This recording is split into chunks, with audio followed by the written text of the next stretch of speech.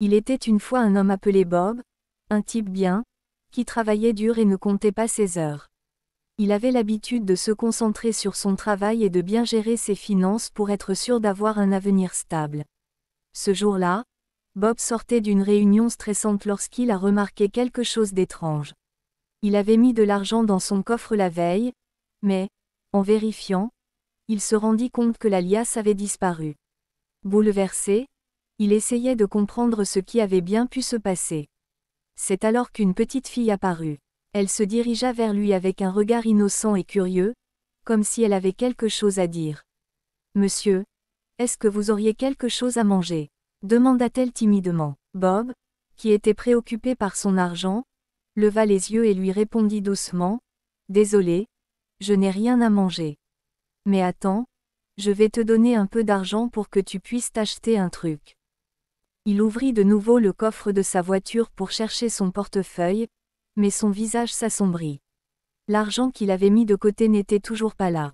À cet instant précis, la petite fille se rapprocha et chuchota, « Monsieur, je sais où est passé votre argent. » Surpris, Bob se retourna vers elle et demanda, « Comment ça, tu sais où est mon argent ?» La petite fille, d'un air sérieux et un peu malicieux, répondit, « Oui. J'ai vu une femme dans votre voiture qui jetait de l'argent par la fenêtre en roulant. » Bob, éberlué, balbutia, « Mais, je n'ai pas de femme. » La petite fille plissa les yeux, regarda autour d'elle, et dit doucement, « Alors, qui était cette dame dans votre voiture? Elle avait l'air de beaucoup s'amuser avec votre argent. » Bob commençait à rassembler les pièces du puzzle. Cela lui rappela quelqu'un avec qui il avait passé du temps récemment, une femme qu'il pensait digne de confiance. Peut-être qu'il s'était trompé, peut-être qu'elle n'était intéressée que par son argent.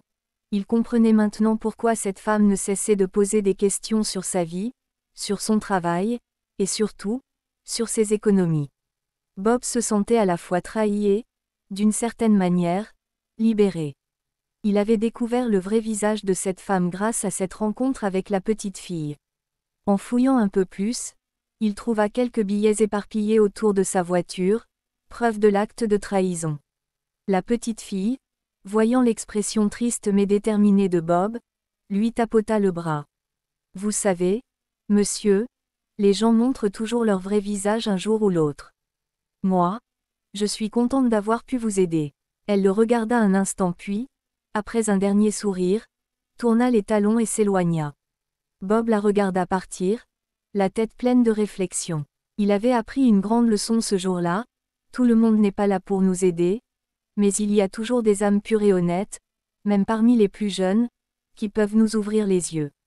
Et dès cet instant, il décida d'être plus prudent, mais aussi de rester reconnaissant envers les personnes honnêtes qui entraient dans sa vie. Cette histoire, à la fois drôle et poignante, rappelle à chacun de toujours faire attention aux gens qu'on laisse entrer dans sa vie, et de ne jamais sous-estimer la sagesse d'un simple geste ou d'une parole d'un étranger.